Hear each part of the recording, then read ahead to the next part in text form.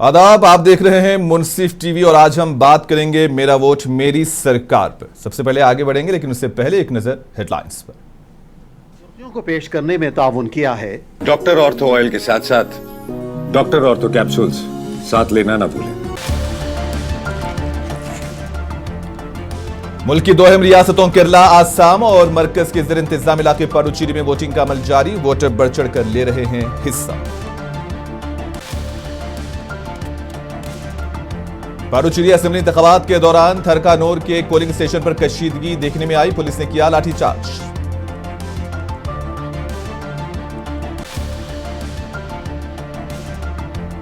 Congress leader Shashi Tharoor ने केरला में डाला अपना वोट। कहा केरला की आवाम तब्दीली चाहते हैं।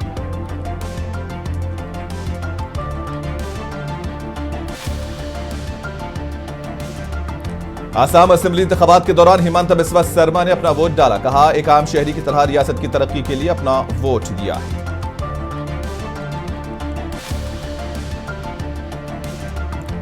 AIUDF चीफ बदरुद्दीन अजमल ने भी हुजाई में अपने वोट कास्ट किया। सबसे अपने वोटिंग हक को इस्तेमाल करने की अपील।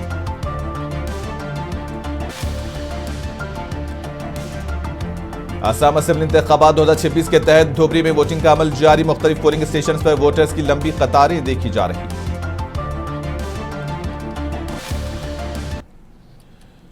मुल्क की दो अहम रियासतों केरला, आसाम और मरकज के ज़ेर इंतजाम इलाके पुडुचेरी में वोटिंग का अमल जारी है। एक दो वाकयात को छोड़कर वोटिंग पुरअमन माहौल में जारी है। सुबह से ही वोटर्स में जोशो खरोश दिख रहा है।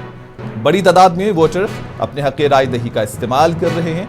इन इंतखाबात को निहायत ही अहम करार दिया जा रहा है क्योंकि मुख्तलिफ बड़ी सियासी जमातों और इत्तेहादों के दरमियान सख्त मुकाबला देखने को मिल रहा है, जबकि पुरअमन पोलिंग को यकीनी बनाने के लिए सख्त सिक्योरिटी इंतजाम भी किए गए। दोपहर 1 बजे तक आसाम में तकरीबन 60% वोटिंग हुई, केरला में 49, जबकि पुडुचेरी में 56% वोटिंग हुई है।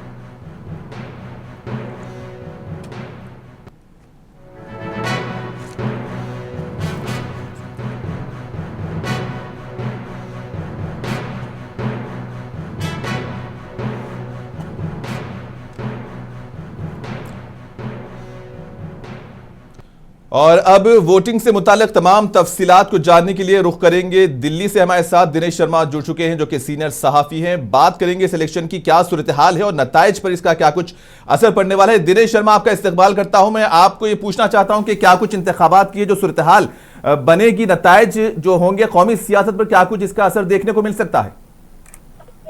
जाहिर तौर पर इसका असर सियासत के ऊपर दिखाई देगा।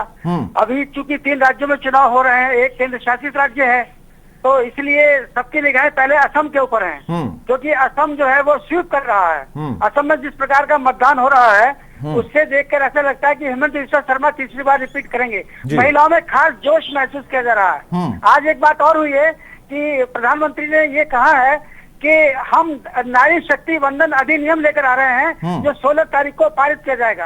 इससे ये होगा कि जो 2029 का लोकसभा इलेक्शन है, जो 2029 के आसपास का विधानसभा चुनाव है, उसके अंदर महिलाओं को बहुत अवसर मिलेंगे चुनाव लड़ने के। तो आज जो उन्होंने अनाउंसमेंट किया है और टीवी चैनल पर बोल रहे हैं, उन्होंने एक लेख भी लिखा है, तो उसका असर इन 3 राज्यों के चुनाव पर भी पड़ने का जरूर होगा, क्योंकि लग यही रहा है।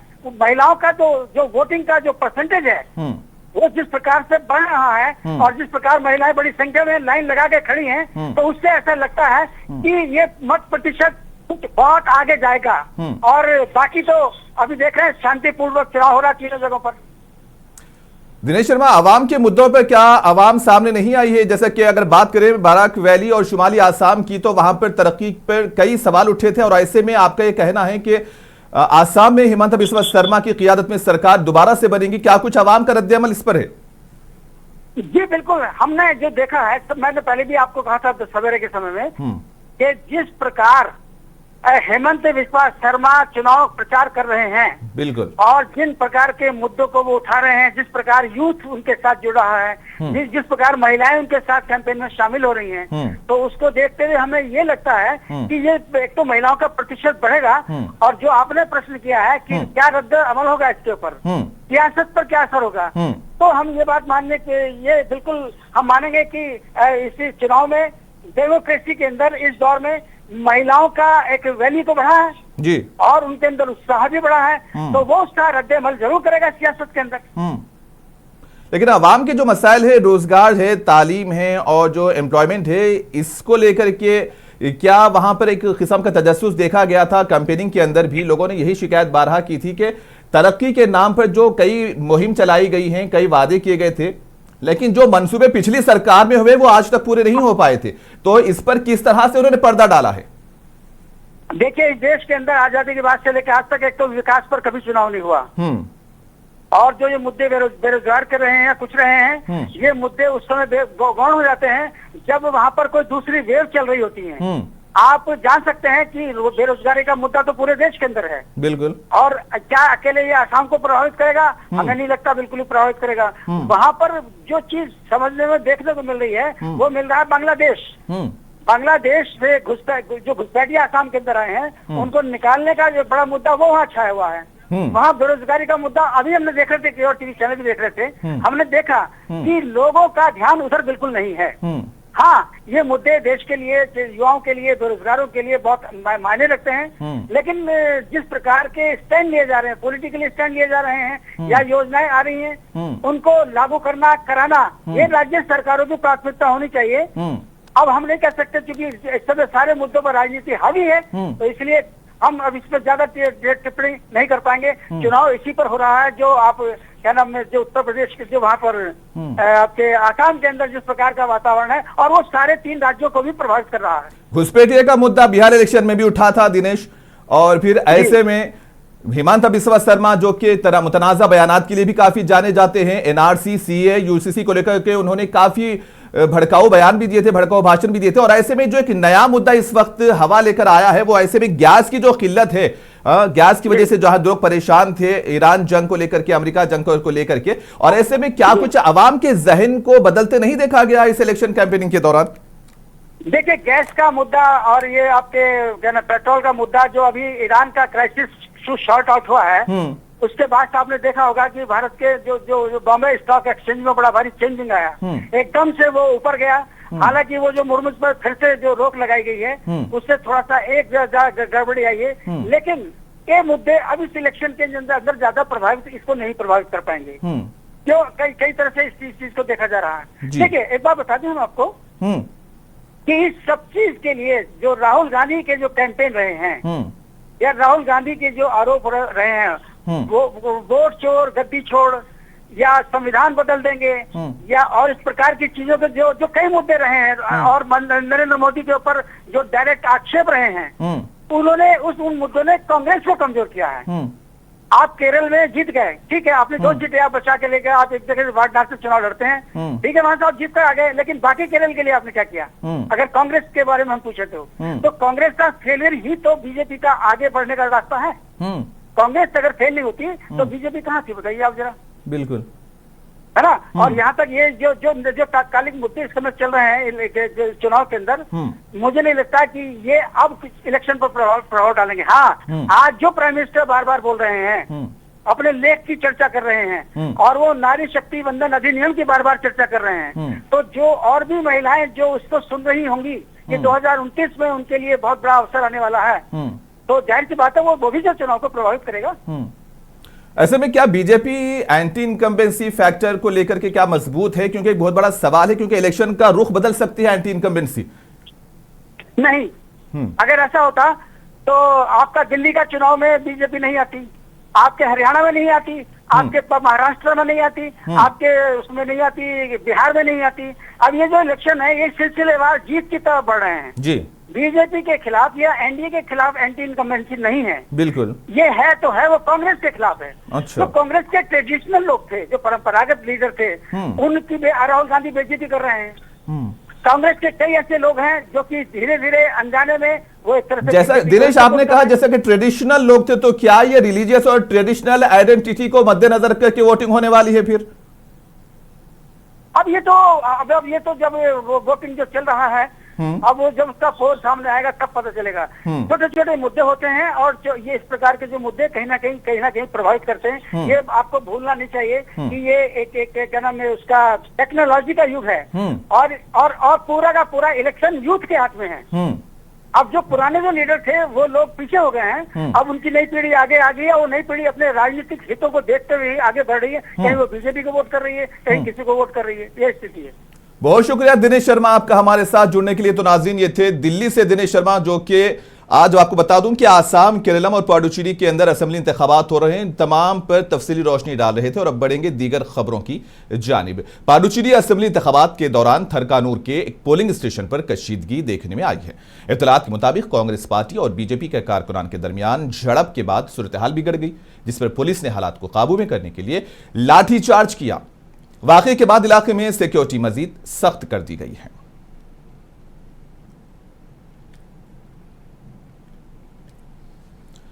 कांग्रेस लीडर शशि थरूर ने केरला में अपना वोट डाला। इस मौके पर इन्होंने बात करते हुए कहा कि वोटिंग का अमल जारी है और अब तक वोटर टर्नआउट काफी ज्यादा रिकॉर्ड किया गया। इन्होंने कहा कि केरला की आवाम तब्दीली चाहते हैं। Look, I don't think we should get into the game of predicting numbers when people haven't finished voting yet.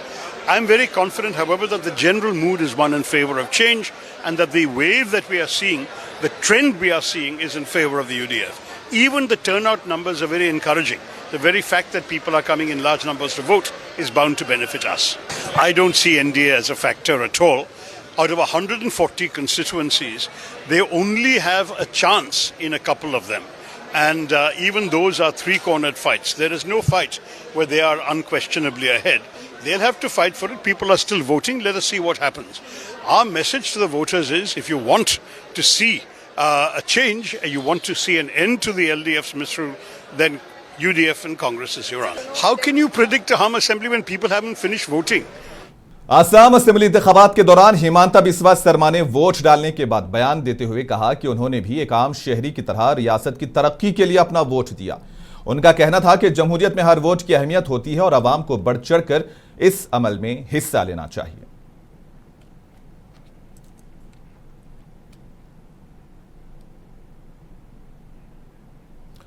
अब इलेक्शन से मुतालिक तमाम तफसीलात पर रुख करेंगे। सीधे हमारे साथ जुड़ चुके हैं नीरज, जो कि माहिर सीनियर सहाफ़ी हैं। दिल्ली में वो इस वक्त मौजूद हैं और हम सीधे चलेंगे दिल्ली और सीधे सवाल नीरज से। नीरज, जैसा कि कहा जा रहा है कि आसाम में हिमांता बिस्वा शर्मा की क़ियादत मजबूत है और दोबारा से वो सरकार बनाने की कोशिश कर रही हैं, यानी कि नताइज इस चीज़ का फैसला करेंगे कि सरकार किसकी बनेगी। लेकिन क़यास आराइयाँ जो लगाई जा रही हैं वो हिमांता बिस्वा शर्मा की क़ियादत को मजबूत बता रहे हैं। और ऐसे में आवाम के जो मुद्दे थे, तालीम, सेहत और इंफ्रास्ट्रक्चर के जो वादे पिछली सरकार में किए गए थे, क्या उन वादों पर अमल किया गया या दोबारा उन वादों को लेकर के कैंपेनिंग की गई? तो क्या आवाम का रुख बदला नहीं?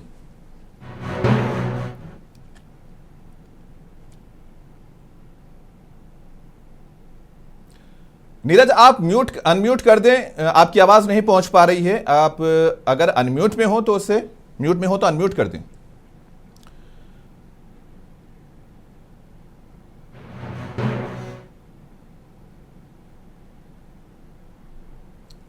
नीरज, आपको आवाज पहुंच पा रही है?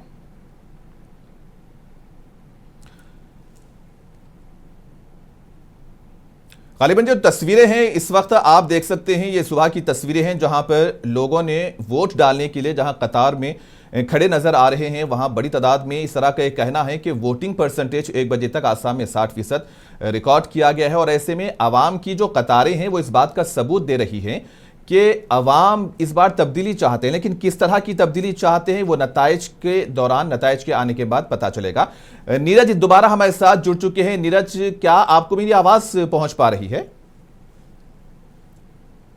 देखिए, महत्वपूर्ण बात यह है, आवाज आ रही है मेरी? जी बिल्कुल बिल्कुल। महत्वपूर्ण बात यह है कि जो आपका एजेंडा था, जो आपका मैनिफेस्टो था, क्या आपने पिछली बार जो जनता से वादे किए थे वो पूरे कर दिए हैं कि नहीं कर दिए हैं? जी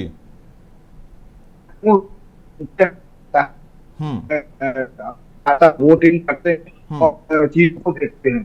सबसे बाद में बता दें कि असम, केरल लगभग 296 सीटों पे चुनाव हुआ है। असम में 126, केरल में 140 और पांडिचेरी में 30। इसमें सबसे महत्वपूर्ण बात ये भी है कि इसके साथ साथ कर्नाटक, नागालैंड और त्रिपुरा में भी उपचुनाव हो रहा है एक सीट पर। बिल्कुल। असम में पहली बार ऐसा हो रहा है कि 5.75 लाख लोग पहली बार अपने मताधिकार का प्रयोग करेंगे, क्योंकि जो 18 से 20 साल की उम्र के बीच के हैं। और बहुत सारी चीजें हैं जिनको देखते हुए ऐसा माना जा रहा है कि लगातार छुटपुट घटनाओं को छोड़ के चुनाव लगभग शांतिपूर्ण तरीके से हो रहा है। 2 जगह लाठीचार्ज और उस तरह की घटनाएं सुनने को जरूर आई हैं, लेकिन लगातार जिस तरह की बातें हो रही हैं, जिस तरह की चीजें हो रही हैं, परसेंटेज भी मुझे लगता है कि अब तक का ठीक है। जो 1 बजे तक का ECI ने जारी किया है, उसमें केरल में 49.70% मतदान हुआ है, असम में वही 59.63% मतदान हुआ है, और वही पांडिचेरी में 56.83% वोटिंग हुई है। तो वोटिंग मुझे लगता है कि 70 तक 65-70% के लगभग जाना चाहिए। लोगों में उत्साह है, अपनी सरकार बनाने के लिए तमाम चीजें हैं, लेकिन अब देखना ये होगा कि मतदाता का रुख किधर की ओर जा रहा है और किधर पहुंच रहा है। निश्चित रूप से तमाम जगह ऐसी चीजें भी हैं जहां कांग्रेस और भारतीय जनता पार्टी के साथ भी एंटी इनकम्बेंसी है थोड़ी बहुत, लेकिन उतना ज्यादा असर दिखा पाएगी क्या दोबारा सत्ता में आ पाएगी भारतीय जनता पार्टी या अन्य कोई राजनीतिक दल? तो महत्वपूर्ण बातें ये हैं कि इन सब चीजों को भी देखना होगा। जो एजेंडे जो आपका मैनिफेस्टो था, अगर वो पूरा हुआ है या कुछ बातें उसमें अधूरी रह गई हैं, ये अब चूंकि जनता पढ़ी लिखी है, समझदार है, मुझे लगता है कि इन सब चीजों पे महत्वपूर्ण चीजें होती हैं। जी, वोट चोरी का मुद्दा कांग्रेस ने हर बार उठाया जब भी इलेक्शन हुए, जी सीधा सीधा वोट चोर का उन्होंने लक़ब भी दे दिया। और ऐसे में इस बार कांग्रेस की जानिब से वोट चोरी के मुद्दे ज्यादा नहीं उठाए गए, तो फिर मुकामी जो अवामी मसाइल हैं वो कहीं ना कहीं नजरअंदाज होते नजर नहीं आ रहे। नीरज, नहीं, महत्वपूर्ण बात यह है कि उस मुद्दे को कितना जनता ने समझा और जनता में मैसेज किया गया।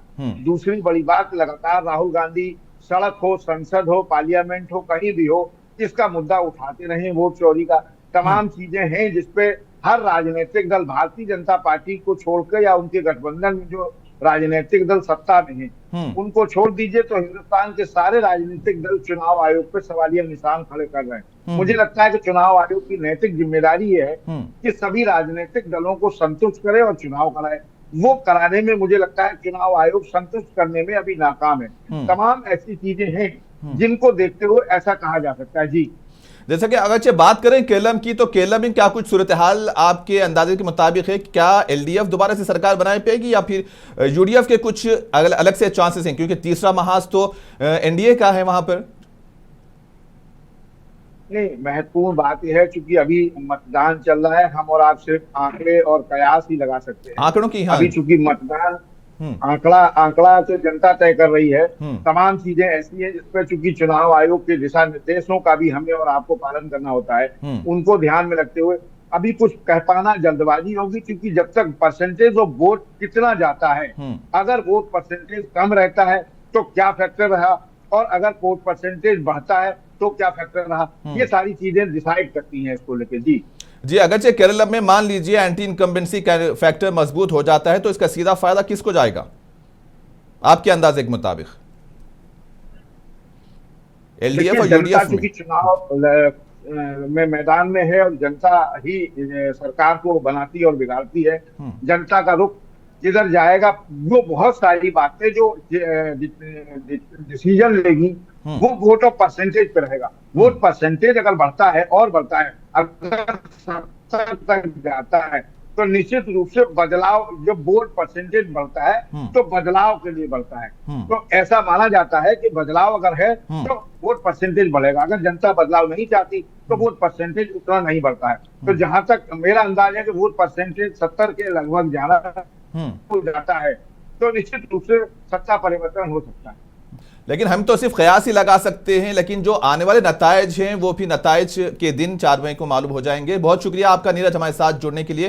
तो नाज़रीन, ये थे दिल्ली से हमारे साथ सीनियर सहाफ़ी नीरज, जो कि हमें तमाम तफसीलात से वाकिफ करवा रहे थे। और अब बढ़ते हैं दीगर खबरों की जानिब। केला पहुंचेंगे। केला असेंबली इंतखाबात के दौरान अहम शख्सियात की जानिब से वोटिंग का सिलसिला जारी है। इसरो चेयरमैन नारायणन ने भी जमहूरी अमल में हिस्सा लेते हुए तिरुवनंतपुरम के सोल्यूशन आर्मी पब्लिक स्कूल में अपना वोट कास्ट किया। इस मौके पर सिक्योरिटी के सख्त इंतजाम देखने में आए।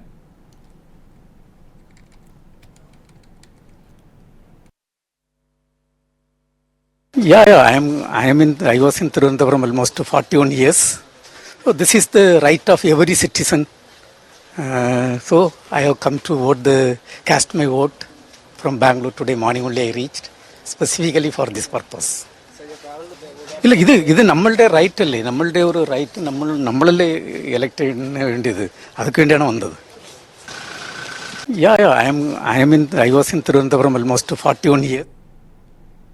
केला असेंबली इंतखाबात के दौरान केला हाईकोर्ट के जज देवन रामचंद्रन ने कोची के इलाके प्लारिटोरियम में अपना वोट कास्ट किया। इस मौके पर सिक्योरिटी के सख्त इंतजाम किए गए थे।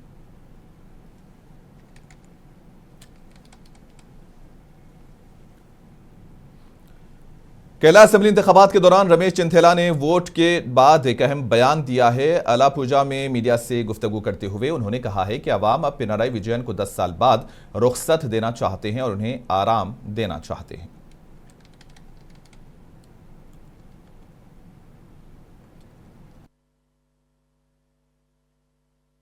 We are very confident. The people are coming to the polling booth with great enthusiasm. They are giving goodbye to Pinarayi Vijayan. People of the state is saying goodbye to Pinarayi Vijayan. I am also saying goodbye to Pinarayi Vijayan. For 10 years, people are tired. Now time has come for him to take rest. So people want a new government. I feel that the people of Kerala are enthusiastically coming to the polling booths and casting.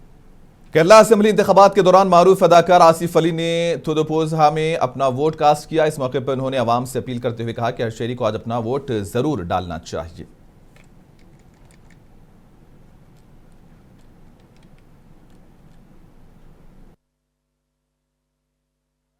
രാവിലെ വന്ന് നേരെ വന്നു, നീ വിളിക്കുമ്പോ ഞാൻ അവിടെ നിന്ന് പുറപ്പെട്ടുള്ളായിരുന്നു. ഇല്ല, ഷൂട്ട് നടക്കുന്നത്, നൈറ്റ് ഷൂട്ട്. ഞാൻ വോട്ട് ചെയ്യാനായിട്ട് വന്നതാണ്. എനിക്ക് തോന്നുന്നു ഇന്ന് അങ്ങനെ ഒരു അഭിപ്രായം ഒന്നിനോട് പറയരുത് എന്നുള്ളതാണ്। और इसी के साथ ही खबरों का सिलसिला यहीं पर इख्तिताम पजीर होता है। दीजिए इजाजत, आदाब।